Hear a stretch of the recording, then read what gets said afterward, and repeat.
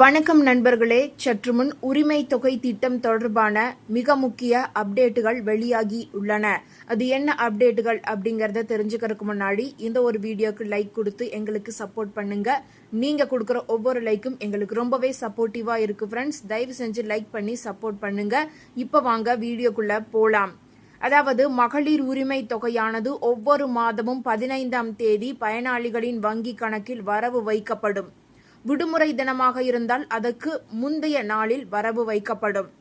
தமிழ்நாட்டில் குடும்ப தலைவிகளுக்கு மாதந்தோறும் ரூபாய் 1000 வழங்கும் கலைஞர் மகளிர் உரிமை தொகை திட்டம் ஒரு மாபெரும் சமூக நல திட்டமாக செயல்படுத்தப்பட்டு வருகிறது. இந்த நிலையில் வரும் தீபாவளி பண்டிகையை முன்னிட்டு பெண்களின் வங்கி கணக்கில் நவம்பர் மாதத்திற்கான உரிமை தொகையை முன்கூட்டியே வரவு வைக்க தமிழ்நாடு அரசு முடிவு செய்துள்ளது. இது கோடிக்கணக்கான பெண்களுக்கு தமிழக அரசின் தீபாவளி பரிசாக அமைந்துள்ளது. வழக்கமாக மகளிர் உரிமை தொகையானது ஒவ்வொரு மாதமும் 15ஆம் தேதி பயனாளிகளின் வங்கி கணக்கில் வரவு வைக்கப்படும். விடுமுறை தினமாக இருந்தால் அதற்கு முந்தைய நாளில் வரவு வைக்கப்படும். இந்த ஆண்டு தீபாவளி பண்டிகை நவம்பர் 12ஆம் தேதி வருவதால் மக்களின் பண்டிகை கால செலவுகளுக்கு உதவும் வகையில் உரிமை தொகை முன்கூட்டியே வழங்க வேண்டும் என்று பல்வேறு தரப்பிலிருந்து கோரிக்கைகள் எழுந்தன. இந்த கோரிக்கையை ஏற்ற தமிழக அரசு நவம்பர் மாதத்திற்கான உரிமை தொகையை நவம்பர் 10ஆம் தேதியே பயனாளிகளின் வங்கி கணக்கில் வரவு வைக்கப்படும் என்று அறிவித்துள்ளது. இந்த அறிவிப்பு 1,06,52,000 பயனாளிகள் மத்தியில் பெரும் மகிழ்ச்சியை ஏற்படுத்தி உள்ளது. தீபாவளி செலவுகளை சமாளிக்க இந்த தொகை பெரிதும் உதவியாக இருக்கும் என்று பெண்கள் கருத்து தெரிவித்து உள்ளனர். கலைஞர் மகளிர் உரிமை தொகை திட்டம் குடும்பத்திற்காக ஓயாமல் உழைக்கும் பெண்களின் உழைப்பிற்கு அங்கீகாரம் அளிக்கவும் அவர்களின் வாழ்வாதாரத்தை மேம்படுத்தி சமூகத்தில் சுயமரியாதையுடன் வாழ வழிவகுக்கவும் தொடங்கப்பட்டது. ஆண்டுக்கு ரூபாய் 12,000 உரிமை தொகையாக வழங்குவதன் மூலம் பெண்களின் பொருளாதார சுதந்திரத்தை உறுதி செய்வதே இதன் முக்கிய நோக்கம். பன்னாட்டு தொழிலாளர் அமைப்பின் புள்ளி விவரங்களின்படி இந்தியாவில் பெண் தொழிலாளர்களின் பங்களிப்பு குறைவாக உள்ள நிலையில் தமிழ்நாட்டில் பெண்களுக்கான கட்டணமில்லா பேருந்து பயணம், புதுமை பெண் திட்டம் மற்றும் மகளிர் உரிமை தொகை போன்ற திட்டங்கள் வேலைக்கு செல்லும் பெண்களின் எண்ணிக்கையை அதிகரித்து அவர்களின் பொருளாதார முன்னேற்றத்திற்கு பெரிதும் உதவி உள்ளன. இந்த திட்டத்தில் பல்வேறு காரணங்களால் விண்ணப்பங்கள் நிராகரிக்கப்பட்ட சுமார் 11,85,000 பேர் மீண்டும் விண்ணப்பித்து இருந்தனர். அவர்களின் மனுக்கள் அதிகாரிகளால் பரிசீலிக்கப்பட்டு வந்த நிலையில் தகுதியான புதிய பயனாளர்கள் தேர்ந்தெடுக்கப்பட்டு உள்ளனர். இந்த புதிய பயனாளர்களுக்கும் நவம்பர் 10ஆம் தேதி சென்னை கலைவாணர் அரங்கில் நடைபெறும் நிகழ்ச்சியில் முதலமைச்சர் மு.க.ஸ்டாலின் அவர்கள் மகளிர் உரிமை தொகைக்கான அட்டைகளை நேரடியாக வழங்க உள்ளார். அன்றைய தினமே அவர்களுக்கும் நவம்பர் மாதத்திற்கான உரிமை தொகை வங்கி கணக்கில் வரவு வைக்கப்படும் என்று கூறப்படுகிறது. அதேபோல கலைஞர் மகளிர் உரிமை தொகை திட்டத்தில் நீங்கள் பயனாளிகளாக இருந்து மாதந்தோறும் ரூபாய் 1000 வாங்குபவர்களாக இருந்தீர்கள் என்றால் தயவு செய்து இந்த ஒரு விஷயத்தை தெரிந்து கொள்ளுங்கள். அதாவது தமிழ்நாடு அரசால் தொடங்கப்பட்ட கலைஞர் மகளிர் உரிமை தொகை திட்டம் பெண்களின் சமூக மற்றும் பொருளாதார நிலையை மேம்படுத்துவதை நோக்கமாக கொண்டுள்ளது. இது வெறும் மாதந்தோறும் நிதி உதவி வழங்கும் திட்டமாக இல்லாமல் பெண்களின் வாழ்வில் ஒரு குறிப்பிடத்தக்க மாற்றத்தை ஏற்படுத்தி சமூக புரட்சியாக உருவெடுத்து உள்ளது. மாதம் ரூபாய் 1000 வழங்கப்படும் இந்த தொகை பெண்களின் கைகளில் நேரடியாக சென்று அவர்களின் சுயமரியாதையையும் பொருளாதார சுதந்திரத்தையும் வலுப்படுத்துகிறது. பல பெண்கள் இந்த தொகையை தங்கள் குழந்தைகளின் கல்வி, மருத்துவ செலவுகள், அத்தியாவசிய வீட்டு உபயோக பொருட்கள் வாங்குதல் போன்றவற்றிற்கு பயன்படுத்துகின்றனர். இது குறைந்த வருமானம் கொண்ட குடும்பங்களுக்கு கடன் சுமையை குறைக்கிறது. இந்த திட்டம் வீடுகளில் பெண்கள் செய்யும் கணக்கிலடங்கா உழைப்பையும் குடும்பத்தை பராமரிக்கும் பணிகளையும் அங்கீகரிப்பதாக உள்ளது. இது பெண்களுக்கு நிதி சுதந்திரத்தை அளித்து குடும்ப முடிவுகளை எடுப்பதில் அவர்களின் பங்களிப்பை அதிகரிக்கிறது. இந்த தொகை பெரும்பாலும் உள்ளூர் கடைகள் மற்றும் சிறு வணிகங்களில் செலவிடப்படுகிறது. இது உள்ளூர் பொருளாதாரத்திற்கு ஊக்கமளித்து பணப்புழக்கத்தை அதிகரிக்கிறது. சில பெண்கள் இந்த தொகையை ஒரு சிறிய முதலீடாக பயன்படுத்தி வீட்டில் இருந்தபடியே சிறு தொழில்களை தொடங்கி கூடுதல் வருமானம் ஈட்டுகிறார்கள். ஒட்டுமொத்தமாக கலைஞர் மகளிர் உரிமை தொகை திட்டம் தமிழ்நாட்டின் சமூக பாதுகாப்பு திட்டங்களில் ஒரு முன்னோடி திட்டமாக விளங்குகிறது. இது பெண்களின் வாழ்க்கை தரத்தை உயர்த்துவதோடு சமத்துவமான சமுதாயத்தை உருவாக்குவதற்கான வலுவான அடித்தளத்தை அமைக்கிறது. இதற்கிடையில் உங்களுடன் ஸ்டாலின் முகாம்களால் மன உளைச்சல் காரணமாக வருவாய்த்துறையினர் கதற ஆரம்பித்து உள்ளனர். அதாவது தமிழகம் முழுவதும் உங்களுடன் ஸ்டாலின் திட்ட முகாம் நடைபெற்று வருகிறது. இம்முகாம்களில் பெறப்படும் மனுக்கள் பெரும்பாலானவை வருவாய்த்துறை தொடர்புடையதாக உள்ளதாகவும், மேலும் தொடர் முகாம்களால் வழக்கமான பணிகளை மேற்கொள்ள இயலாமல் ஓய்வின்றி பணியாற்றும் நிலை ஏற்பட்டுள்ளதாகவும் வருவாய்த்துறையினர் தெரிவித்தனர். தமிழ்நாட்டில் உள்ள கடைக்கோடி மக்களுக்கும் அவர்கள் அன்றாடம் அணுகும் அரசு துறைகளின் சேவைகள் மற்றும் திட்டங்களை அவர்களின் இல்லங்களுக்கு அருகிலேயே வழங்கும் வகையில் உங்களுடன் ஸ்டாலின் திட்டம் கொண்டுவரப்பட்டது. இத்திட்டம் தமிழகம் முழுவதும் கடந்த ஜூலை 15 தொடங்கி வாரத்தின் 5 நாட்கள் நடைபெற்று வருகிறது.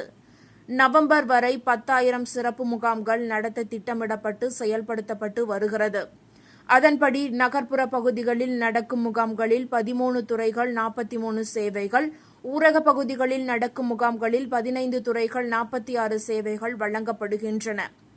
குறிப்பாக இம்முகாம்களில் ஜாதிச் சான்று, பட்டா மாற்றம், ஓய்வூதியம், மகளிர் உரிமை தொகை திட்டம், மருத்துவ காப்பீடு அட்டை, ஆதார் அட்டை மற்றும் ஸ்மார்ட் கார்டு ஆகியவற்றில் திருத்தம் உள்ளிட்ட பல்வேறு சேவைகளை பொதுமக்கள் அரசு அலுவலகங்களுக்கு செல்லாமல் இம்முகாம்களுக்கு சென்று பெற்றுக்கொள்ளும் வசதி, அதாவது பெற்றுக்கொள்ளும் வகையில் நடைபெற்று வருகிறது. இதுகுறித்து தமிழ்நாடு வருவாய்த்துறை அலுவலர்கள் சங்க மாநில தலைவர் முருகையன் கூறுகையில், தேவையான கால இடைவெளி வழங்காமல் அளவுக்கு அதிகமான உங்களுடன் ஸ்டாலின் முகாம்கள் நடத்தப்படுகின்றன. அம்முகாம்களில் பெறப்படும் மனுக்களை விசாரணை செய்திட போதிய கால அவகாசம் வழங்காமல் கூடுதல் பணி நெருக்கடியை உணர்கிறோம். இது மட்டும் அல்லாமல் வருவாய்த்துறையின் அன்றாட பொதுமக்கள் பணிகளையும் எவ்வித சுணக்கமும் இன்றி நிறைவேற்றுவதற்காக ஓய்வில்லாமல் உழைத்துக் கொண்டிருக்கிறோம். ஆனால் அரசின் அனைத்து திட்டங்களையும் பொதுமக்களுக்கு கொண்டு சேர்த்திட புதிய பணியிடங்கள் ஏற்படுத்தாமலும், தேவையான நிதி அளிக்காமலும், கால அவகாசம் வழங்காமலும் அரசு செயல்படுவதால் கடுமையான மன உளைச்சலுடன் பணியாற்றி வருகிறோம். வருவாய் மற்றும் பேரிடர் மேலாண்மை துறையில் 3 ஆண்டுகளுக்கு மேலாக காலியாக உள்ள அலுவலக உதவியாளர் பணியிடங்களை நிரப்ப வேண்டும். உங்களுடன் ஸ்டாலின் திட்டத்தில் குறுகிய கால அவகாசத்தில் அதிகமான முகாம்கள் நடத்துவதை குறைத்து வாரத்திற்கு 5 முகாம்கள் நடத்துவதை 2ஆக குறைக்க வேண்டும். மேலும் இந்த திட்ட பணிகளை மேற்கொள்ள உரிய கால அவகாசம், கூடுதலான தன்னார்வலர்கள், நிதி ஒதுக்கீடு வழங்கி அடிப்படை கட்டமைப்பு வசதிகளை ஏற்படுத்த வேண்டும் என அவர் கூறியிருக்கிறார். இதற்கிடையில் உங்களுடன் ஸ்டாலின் திட்டம் புறக்கணிப்பு வருவாய்த்துறை சங்க கூட்டமைப்பு அதிரடியாக அறிவித்து உள்ளது. தமிழகத்தில் நடைபெறும் உங்களுடன் ஸ்டாலின் சிறப்பு திட்டத்தை செப்டம்பர் 25 முதல் புறக்கணிப்பதாக வருவாய்த்துறை சங்கங்களின் கூட்டமைப்பு தெரிவித்து உள்ளது. வருவாய்த்துறை சங்க கூட்டமைப்பின் உயர்நிலை குழு கூட்டம் மதுரையில் நடந்தது. அதன் ஒருங்கிணைப்பாளர் முருகையன் கூறியதாவது, உங்களுடன் ஸ்டாலின் சிறப்பு திட்டத்தால் பல்வேறு துயரங்களை வருவாய்த்துறையினர் அனுபவிக்கின்றனர். இந்த திட்டத்திற்கு போதிய கால அவகாசம் வழங்காமல் இரவு பகலாக வருவாய்த்துறை அலுவலர்கள் பணி செய்ய மாநில, மாவட்ட நிர்வாகங்கள் நிர்பந்திக்கின்றன. செப்டம்பர் 25 முதல் அத்திட்டத்தை 40,000 வருவாய்த்துறையினர் புறக்கணிப்பு செய்கிறோம். அரசின் திட்டங்களுக்கு போதிய அளவு கால அவகாசம் வழங்க வேண்டும். திட்டங்களை நிறைவேற்ற நிதி வழங்க வேண்டும் என வலியுறுத்தி செப்டம்பர் 25 மாவட்ட தலைநகரங்களில் காத்திருப்பு போராட்டம் நடைபெறும். சனிக்கிழமைகளில் அரசின் ஆய்வு மற்றும் திட்ட பணியை செய்ய நிர்பந்திக்கக்கூடாது. காலை 10 மணி முதல் மாலை 5:45 மணி வரையிலான நேரம் தவிர மற்ற நேரங்களில் பணி செய்ய வற்புறுத்தக்கூடாது. வருவாய்த்துறையினருக்கான பணி பாதுகாப்பு சட்டம், கருணை அடிப்படையில் வேலை வழங்க வேண்டும். உங்களுடன் ஸ்டாலின் திட்டத்தில் 45 நாட்களுக்குள் மனுக்களுக்கு தீர்வு காண வேண்டும் என தமிழக அரசு அறிவித்து உள்ளது. ஆனால் சில கலெக்டர்கள் 20 நாட்களுக்குள் தீர்வு காண வேண்டும் என அதிகாரிகளை நிர்பந்திக்கின்றனர். கூட்டமைப்பின் கோரிக்கைகளை நிறைவேற்ற தமிழக முதல்வர் வருவாய்த்துறையினருடன் பேசி தீர்வு காண வேண்டும். கோரிக்கைகளை நிறைவேற்றாவிடில் விரைவில் காலவரையறை அற்ற வேலைநிறுத்தம் துவங்கும். உங்களுடன் ஸ்டாலின் திட்டம் அறிவித்த நாள் முதல் இதிலுள்ள நடைமுறை பிரச்சினைகளை தமிழக அரசுக்கு தெரிவித்து உள்ளோம். அரசும் வருவாய்த்துறை அமைச்சரும் ஆக்கப்பூர்வமான நடவடிக்கை மேற்கொள்ளவில்லை. உங்களுடன் ஸ்டாலின் திட்டத்தில் தங்களுடைய மாவட்டம் முதலிடம் பிடிக்க வேண்டும் என்பதற்காக ஒவ்வொரு கலெக்டரும் மனுக்கள் மீது தீர்வு காண உத்தரவிடுகிறார்கள். முகாம்களில் பெறப்படும் மனுக்களை இணையத்தில் பதிவேற்றம் செய்வதற்கு நள்ளிரவு வரை ஆகிறது. மனுக்களை பதிவேற்றம் செய்தால்தான் ஊழியர் வீட்டிற்கு செல்லக்கூடிய நிலை. நாள்தோறும் உங்களுடன் ஸ்டாலின் திட்ட முகாம் நடத்துவதால் வருவாய்த்துறையின் பிற பணி முற்றிலும் பாதிக்கப்பட்டு உள்ளது. உங்களுடன் ஸ்டாலின் திட்டத்தை நெறிப்படுத்த வேண்டுமென கூறி 1.5 மாதங்களாக காத்திருந்தோம். தமிழக அரசு நடவடிக்கை எடுக்காததால் வேறு வழியின்றி முகாம்களை புறக்கணிக்கிறோம். உங்களுடன் ஸ்டாலின் திட்டத்தை தேர்தலுக்கு முன்னதாக கடைசி 6 மாதத்தில் நிறைவேற்றுவதில் சிக்கல்கள் உள்ளன. 10,000 முகாம்களை 6 மாதங்களுக்குள் நடத்த முடியாது என்று ஒருங்கிணைப்பாளர் முருகையன் கூறியிருக்கிறார். இந்த தகவல்கள் உங்களுக்கு பயனுள்ளதாக இருந்தால் மறக்காம இந்த வீடியோவை லைக் பண்ணி உங்களுடைய ஃப்ரெண்ட்ஸுக்கும் ஃபேமிலிக்கும் ஷேர் பண்ணி விட்டுருங்க. இதுபோன்ற பயனுள்ள தகவல்களை உடனுக்குடன் தெரிந்து கொள்ள மறக்காம நம்மளுடைய குட்டி இன்ஃபோ சேனலை சப்ஸ்கிரைப் பண்ணி பக்கத்தில் இருக்க பெல் ஐக்கானை கிளிக் பண்ணி வச்சுக்கோங்க. நன்றி மக்களே.